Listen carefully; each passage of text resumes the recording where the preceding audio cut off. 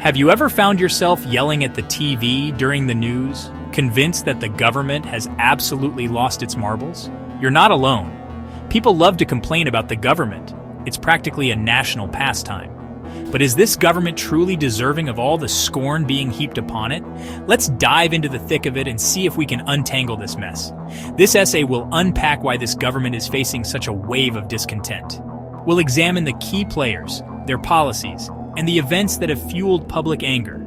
We'll look at the economy, social policies, and how the government is functioning.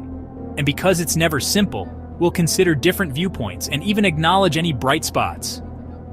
Finally, we'll explore how this anger impacts our political landscape and the media's role in all of this. Strap in, folks, it's about to get bumpy.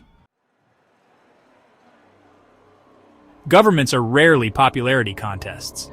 It comes with the territory. But this current administration seems to have a knack for attracting criticism. So, what's got everyone so fired up? The complaints are as varied as the people shouting them. Some are furious about the state of the economy. Others feel like social policies are tone-deaf and out of touch. And then there's the ever-present murmur of corruption and incompetence that seems to follow every government like a bad smell.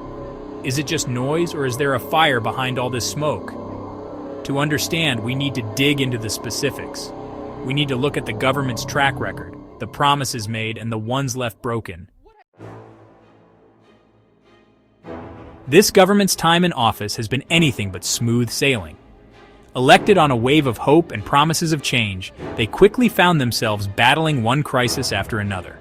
A global pandemic, economic uncertainty, and international conflicts have defined their tenure, leaving many wondering if they're up to the task. Key policies like tax reforms and healthcare overhauls have been met with mixed reviews, often dividing the nation along political lines. Add to that a string of scandals and controversies, and you've got a recipe for public discontent. But it's not just about what they've done, it's also about what they haven't. Promises to address climate change, income inequality, and social injustices remain largely unfulfilled, leaving many feeling betrayed and disillusioned. Section 4. The economy, a bumpy ride. It's an age-old adage. When the economy sneezes, the government catches a cold, and boy, has this economy been under the weather. Inflation is soaring, wages are stagnant, and the cost of, well, everything seems to be skyrocketing. People are feeling the pinch, and they're letting the government know it. The government points to global factors, supply chain disruptions, and the lingering effects of the pandemic as the culprits. They argue that their policies, aimed at stimulating growth and creating jobs, are slowly but surely turning things around. But for many struggling to make ends meet, those arguments ring hollow. They see rising prices at the grocery store, feel the pain at the gas pump, and worry about how they'll keep a roof over their heads. The economic anxiety is real, and it's fueling a lot of the anger directed at the government. Section 5. Social policies, dividing lines.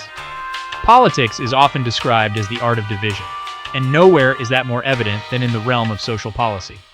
This government has taken stances on issues like immigration, LGBTQ+ rights, and reproductive health care that have deeply divided the nation. Supporters applaud their boldness, their willingness to tackle tough issues and fight for what they believe in. They see it as a long-needed course correction, a move towards a more just and equitable society. But for opponents, these policies represent an assault on their values, their beliefs, and their way of life. They see it as government overreach, an infringement on personal freedoms, and a dangerous departure from traditional norms.